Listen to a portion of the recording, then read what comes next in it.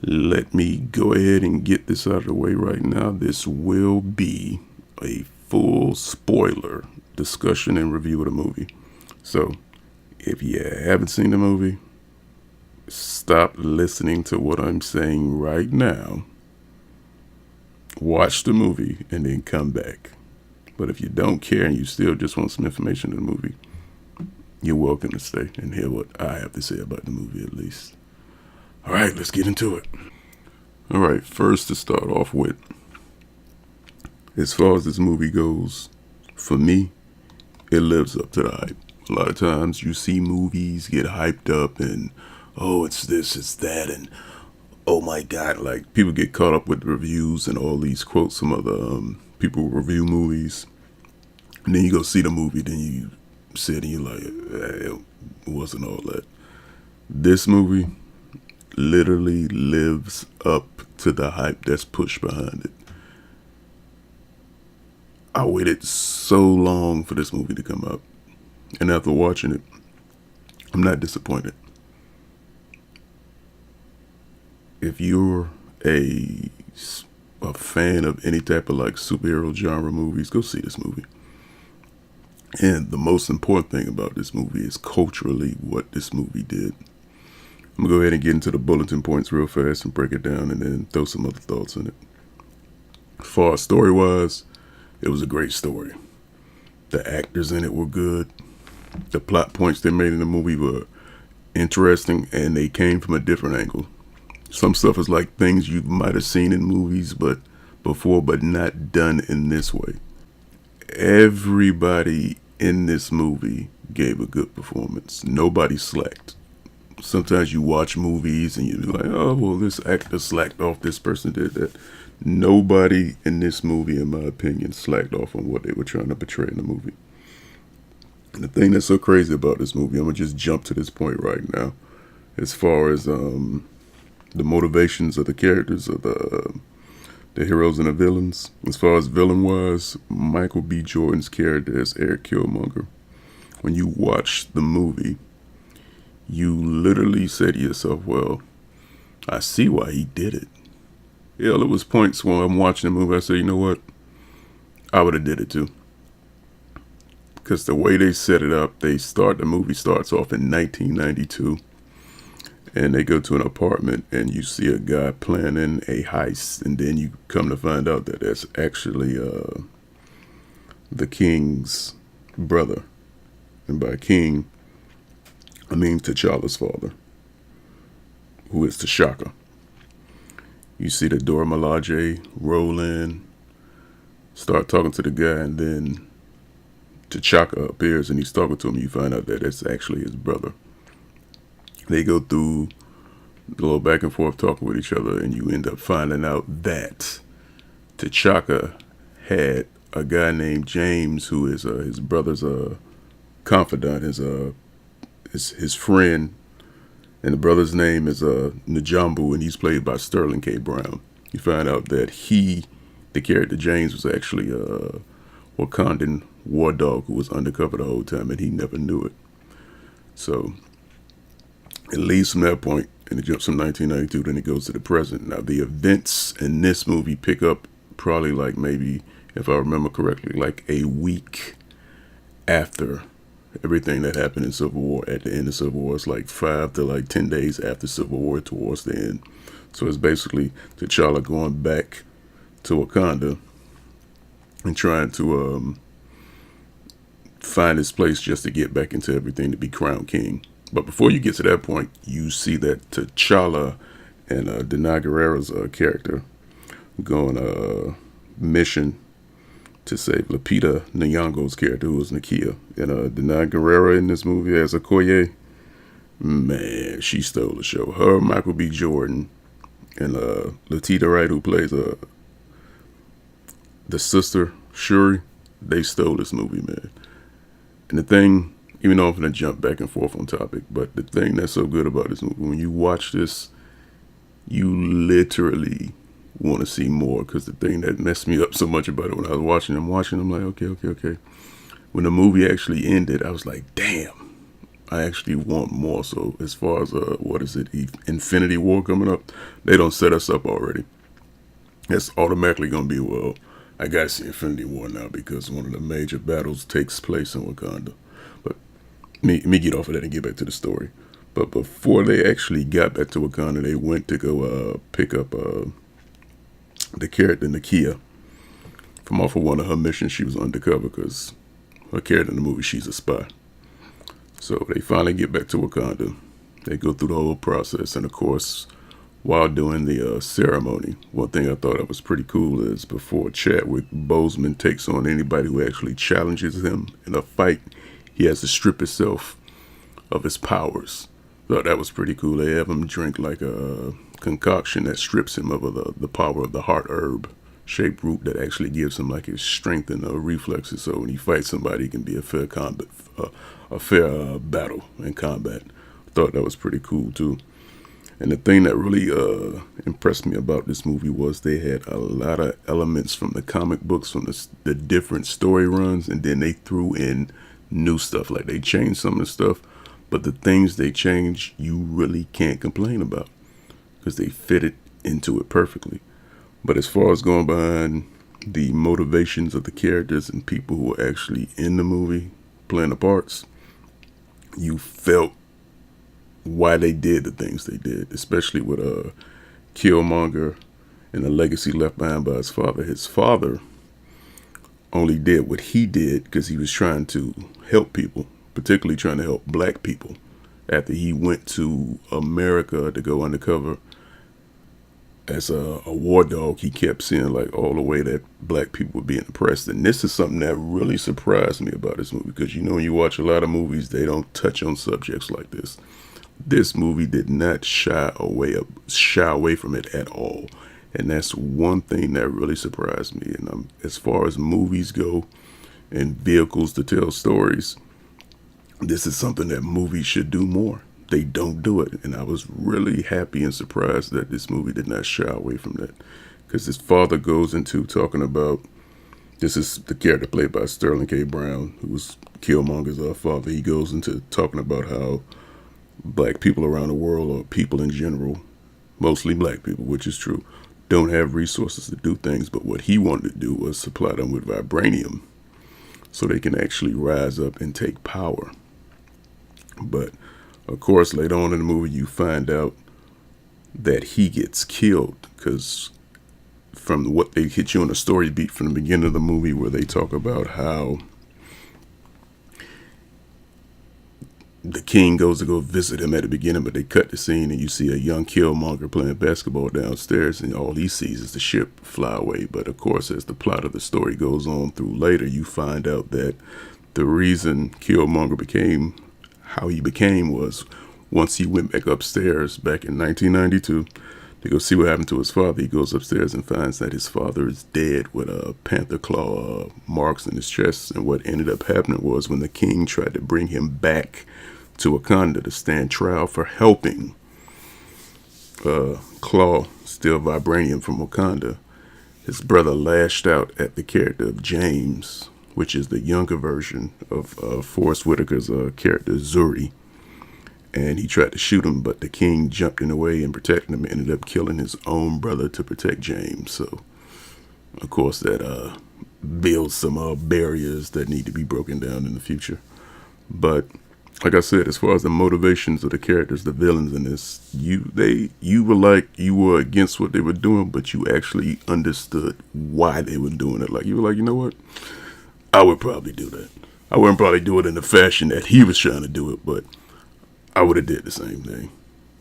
But as far as the challenge when everything goes down, especially the main challenge when you see Michael B. Jordan actually fight T'Challa for the crown. The scene before they actually get to the fight when they well, here goes another spoiler for you because this is a spoiler review. So if you're watching this, I am spoiling it. Said it at the beginning. But when he's working with Claw, the thing that was so funny was the part where he betrays Claw so he can bring him into Wakanda.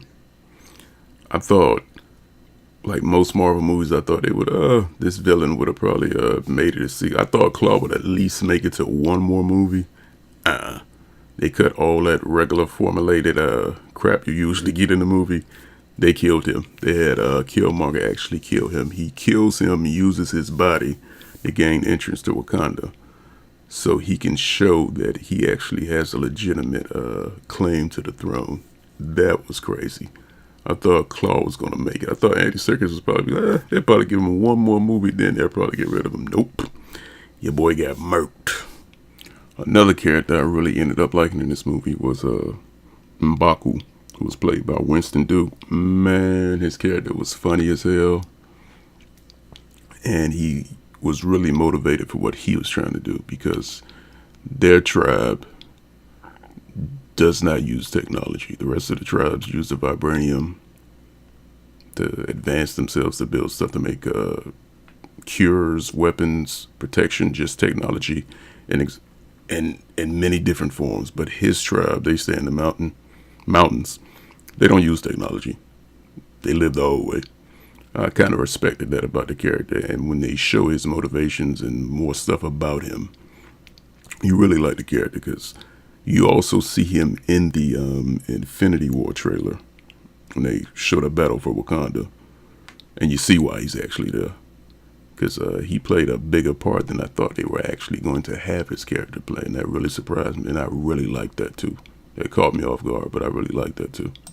And another thing about this film, the comedy tone in this movie, it wasn't oversaturated with comedy. The way they put the comedy in this movie, it fit very, very well. You didn't feel like you're watching the movie and they're just throwing in joke, joke, joke, joke, and joke after joke.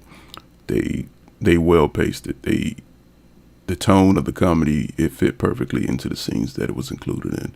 You didn't feel like you were getting beat over the head with it like some movies do. And I thought that was really, really, really another good aspect of this film. Like, more movies should try to shoot for this, even if it's comedy wise. If you throw it in there, use this tone. The way they did it was perfect. And another thing this movie executed well, in my opinion, was the seriousness of the story.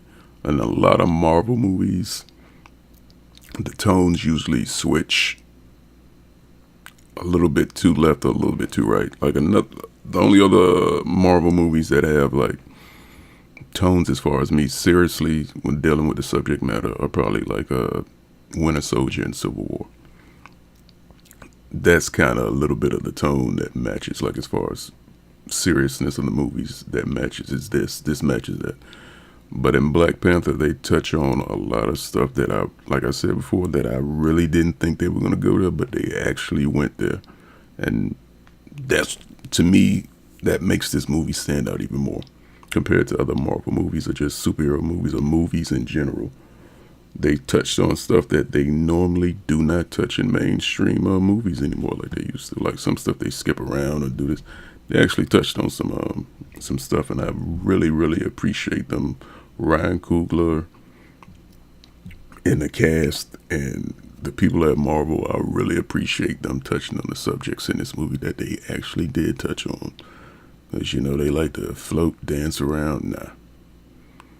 They swung and aimed right for the middle of the damn face on this one, and I really like that.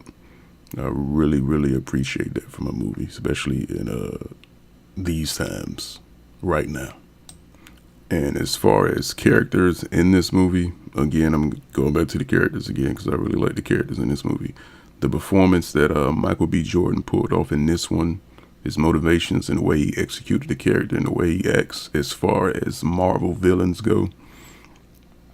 Any Marvel villains in any more of these MCU movies or just superhero movies or hero movies in general, this is the plateau that they're going to have to reach for a villain from this point on. As far as like, oh, who sets the bar? The bar has been set now with Michael B. Jordan's performance of Killmonger.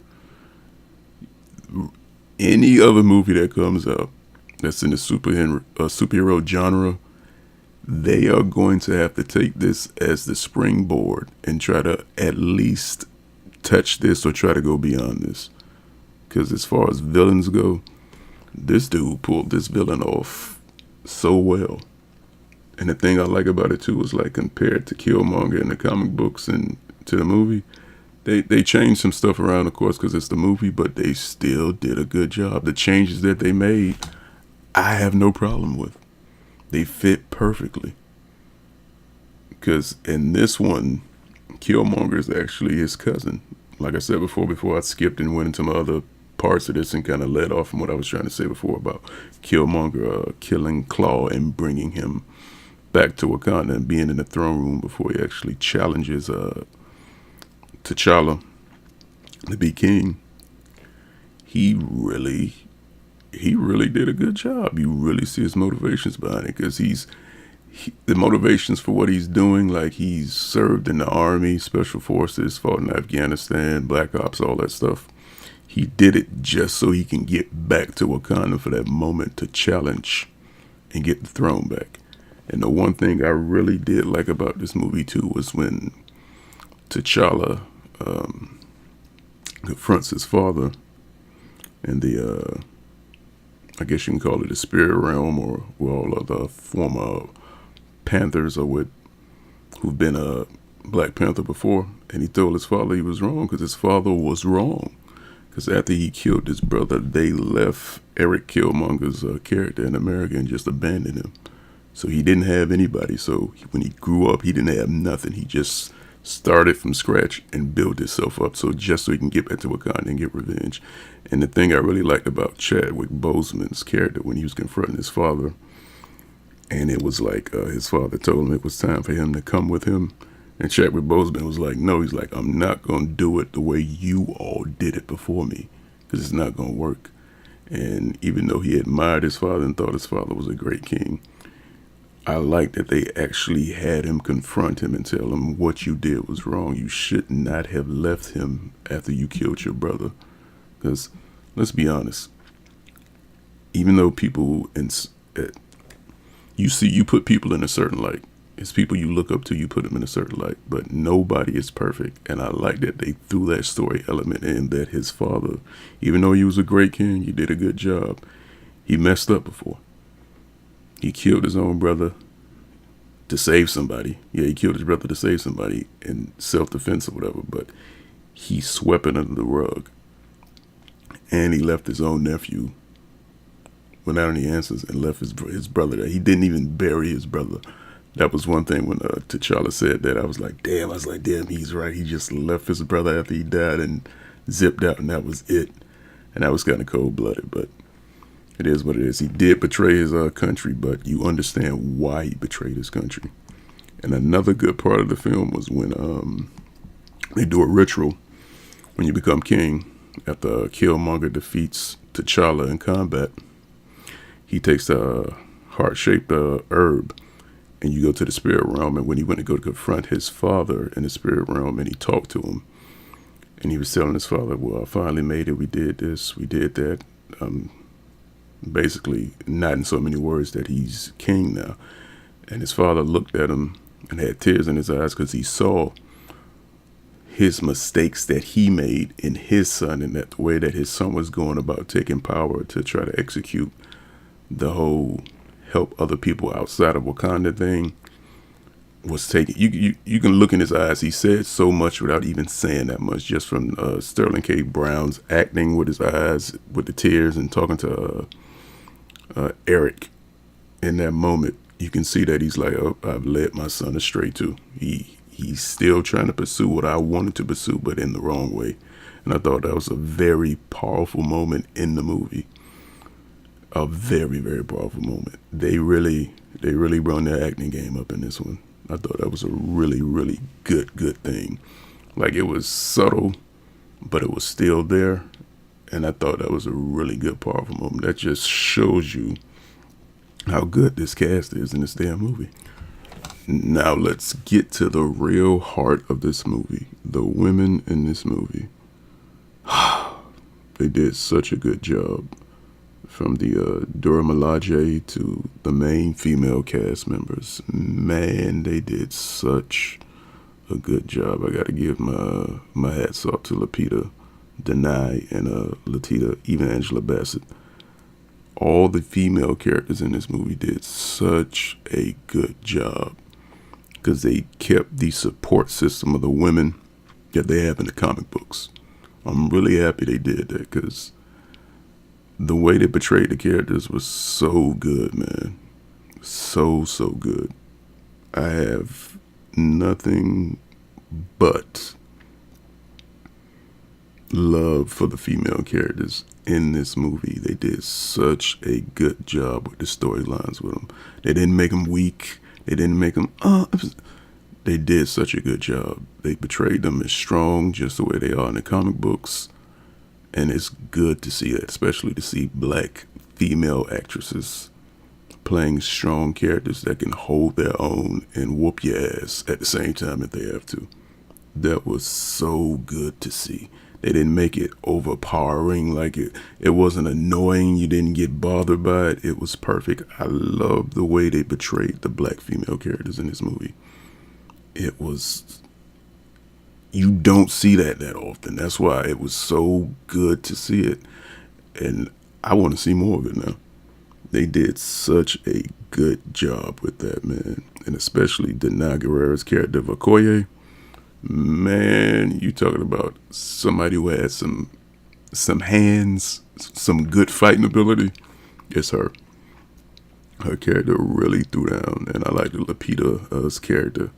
Because Nakia, she was smart. She was everything you wanted in a spy. She was smart, on top of things, and she paid attention. I hate when you have characters in movies who are supposed to be spies and they don't notice little things that they should have picked up on. She picked up on the little things. I like that. And when they needed to flee Wakanda at one point, she was on point. She was like, okay, me go get the queen, me go get the princess. Let's do this, do this, do that. Let's get up out of here. Oh, let me sneak back in here and steal some of this heart-shaped herb before Eric Killmonger wakes up from his vision quest and decides to burn all of it. She did all the things you would expect out of somebody who does covert ops or spies. She wasn't stupid. I was like, oh, thank you. They did not dumb her down. She was on point. She peeped stuff before it went down, and she took care of it. Now that I really liked. And I liked that too about the Guerrera's character when they were in the casino on one of the scenes when Evan Ross, played by Barton Freeman's character, is supposed to be trying to do an exchange to buy vibranium from Claw. When it was time for her to throw down, she went in. It was even one scene when they're doing a car chase that you always see in the trailers and in the commercials. When she takes out one of the vehicles, I'm not going to spoil that part. You can watch that in the movie because that is well worth paying to see. That was good. Just the execution, even her fighting, the whole Dora Milaje, their fighting style, their stance, and how militant they were in the movie. It was, oh man, they executed that beautifully. That was black excellence in film right there. They executed that so well. They did such a good job on that. If you complain about that, I'd probably punch you in your face. That they executed that too well. It was perfect. For me, it was perfect. It really, really was a breath of fresh air.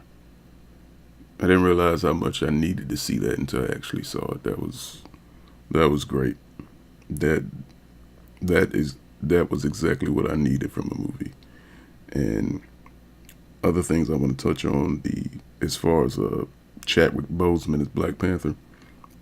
This man has nailed this character down because you really felt like it was T'Challa from the comic books, and the execution of the character, like you really felt what he was going through, like you felt the struggle of like him taking on that mantle, missing his father, then finding out other stuff about his family that he didn't know, and him deciding, you know what, I'm gonna do things my way.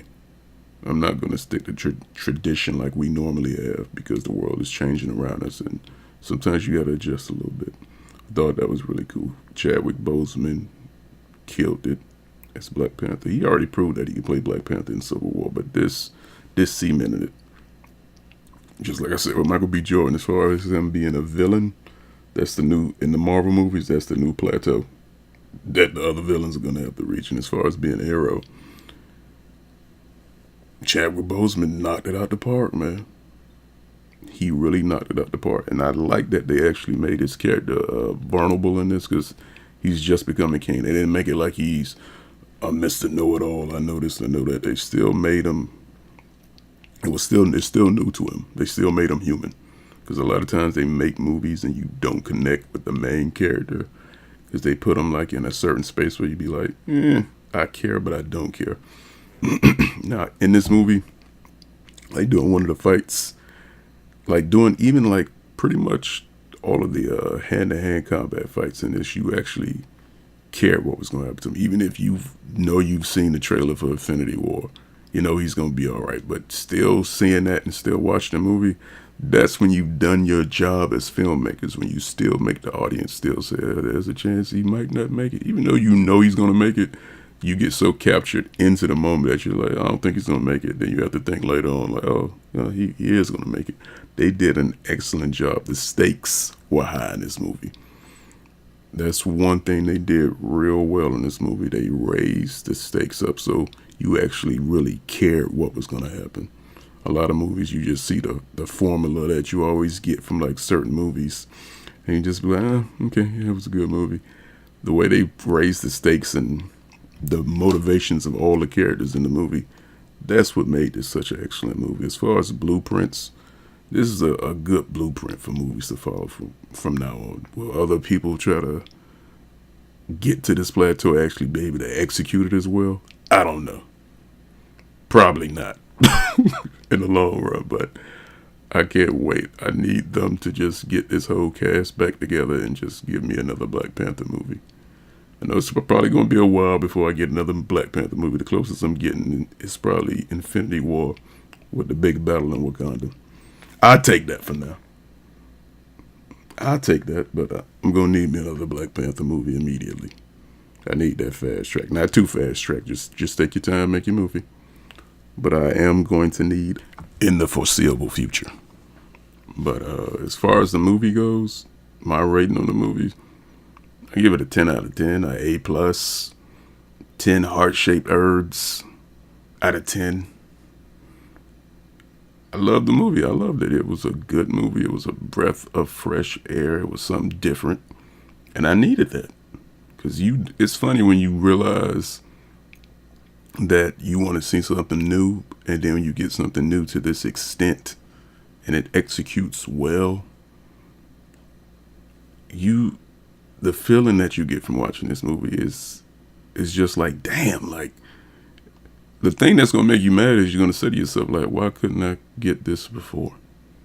What was really holding up all this before? Interesting. But besides that, man, this was a good movie, man. Everybody played their part, and they came together, and they made an excellent, excellent product. And that last battle scene, oh, man. I'm not, you seen like a little piece of it in the trailer, but I'm not finna go into detail on that. You go see the damn movie. You want to see that battle scene, go watch the movie. That was an excellent closeout for a battle scene. And as far as the old Marvel post-credit scenes, it's 2 of them. It's 2 post-credit scenes, so stick in. And as far as the actual ending of the movie, I thought it was good because the motivations behind Killmonger and his father, T'Challa actually took some advice from Nakia and the other characters, and they started an initiative to start helping people, and I thought that was real good because the movie left a message of hope. And sometimes you just need hope. You don't need it crammed, slapped down your face. Just the notion of hope and seeing it in a different form, even if it's a physical form of a movie, even though it's just a movie.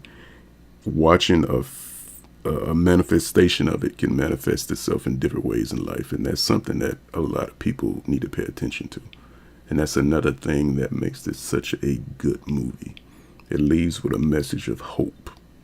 And you don't get that a lot in a lot of movies. Sometimes they try to throw it in, but it's corny. But this one, the way they left the message of it was perfect.